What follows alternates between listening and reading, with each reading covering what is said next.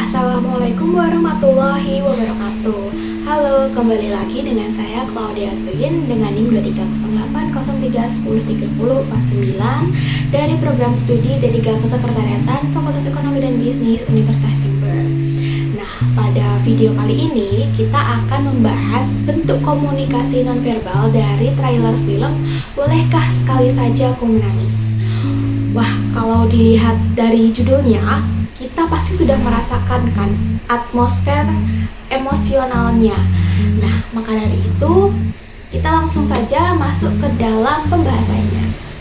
Sebelum itu, film ini mengisahkan mengenai Tari yang diperankan oleh Prilly Latuconsina, seorang perempuan muda yang tumbuh dengan larangan untuk menangis akibat trauma dan didikan keras dari ayahnya. Ia selalu memendam kesedihan dan sulit untuk mengekspresikan emosinya. Takdir membawanya bertemu Bagaskara yang diperankan oleh Pradipta Wicaksono di sebuah kelompok dukungan atau support group. Nah, melalui interaksi di kelompok tersebut dan kedekatan yang tumbuh di antara mereka, Tari dan Baskara mulai mencoba membuka diri dan mengekspresikan emosi mereka.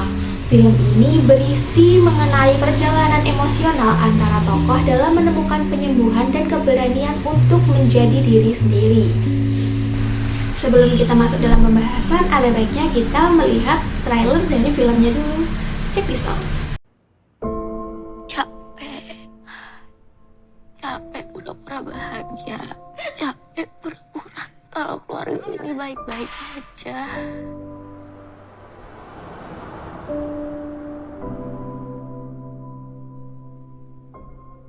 Gue selalu nge-keep apa yang gue rasain sendiri. Gak akan ada yang tahu kecuali diri gue sendiri. Dan akhirnya ada satu kejadian di hidup gue terbentur dan terbentuk. Yang bilang ayah sama ibu ada masalah tuh siapa? Jawab, apa masalah ayah sama ibu? Tari, apa masalahnya ayah sama ibu?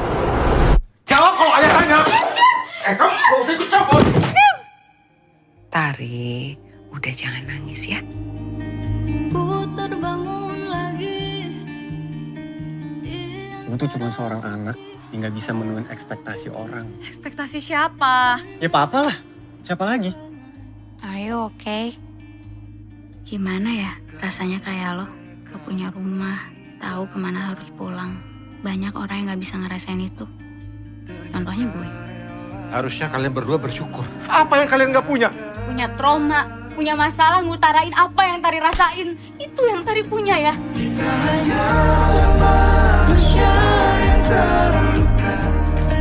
Maafin ibu ya, maafin ibu.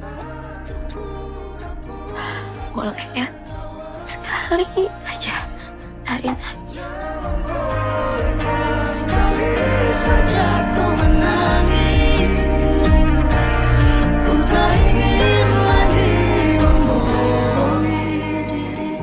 Kali ini kita harus hadapin deh. Ku ingin belajar menerima diri.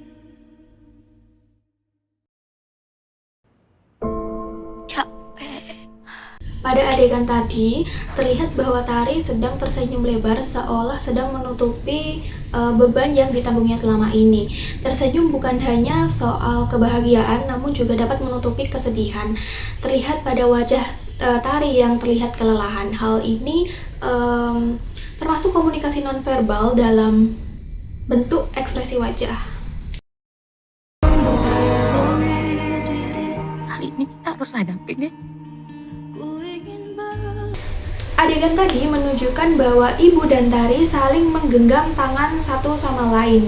Di sini memperlihatkan bahwa mereka seperti saling menguatkan dan meyakinkan bahwa masalah yang dihadapi mereka dapat diselesaikan secara bersama-sama. Hal ini menunjukkan komunikasi nonverbal dalam bentuk sentuhan. Yang gak bisa menuhin ekspektasi orang. Nah, dari adegan tadi terlihat bahwa tatapan Baskara ke Tari itu sangatlah dalam. Nah, tatapan ini dapat diartikan sebagai rasa ketertarikan Baskara terhadap Tari. Capek pura-pura bahagia, capek pura-pura kalau Nah, dalam adegan tadi menunjukkan adanya komunikasi nonverbal dalam bentuk ekspresi, di mana memperlihatkan bahwa Tari ini sedang menangis terisak, menandakan adanya ekspresi eksplisit dari suatu kesedihan yang sangat mendalam. Tangisan ini juga bermaksud adanya luapan emosi yang sudah ditahan Tari sedari lama. Ini baik-baik aja.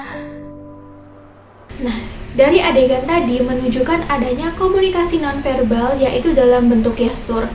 Nah, gestur yang ditunjukkan Tari tadi adalah gestur kaget dan juga tercekat akibat adanya suara bantingan panci serta suara amarah dari ayahnya. Gestur ini menunjukkan adanya respon tubuh karena terdapat ancaman yang mengancam si Tari tadi. Banyak orang yang gak bisa ngerasain itu.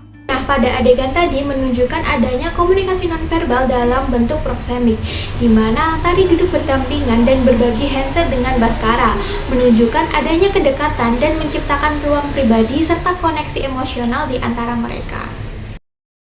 Apa yang Tari rasain, itu yang Tari punya ya.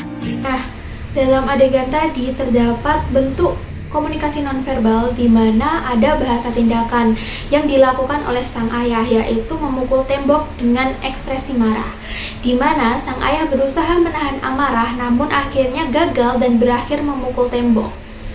Jika dilihat dari penampilan Tari selama di trailer tersebut, terlihat bahwa Tari itu berasal dari keluarga menengah ke atas dan sudah bekerja di perusahaan startup. Kenapa? Karena selama bekerja, Tari cenderung memakai pakaian yang kasual dan tidak terlalu formal.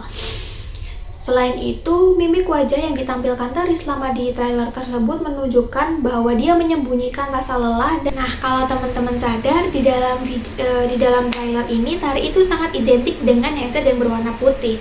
Nah, handset ini juga termasuk bahasa nonverbal, yaitu bahasa objek. Handset di film ini bermaksud sebagai tempat pelarian Tari untuk mendapatkan sebuah ketenangan.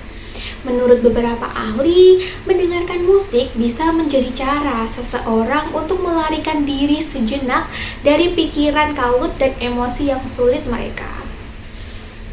Nah, tanpa kita sadari, ternyata ada banyak sekali bahasa komunikasi nonverbal dalam satu film. So, semoga video ini bermanfaat untuk kalian. Terima kasih. Mohon maaf apabila ada salah kata dan kurangnya. Wassalamualaikum warahmatullahi wabarakatuh. See you.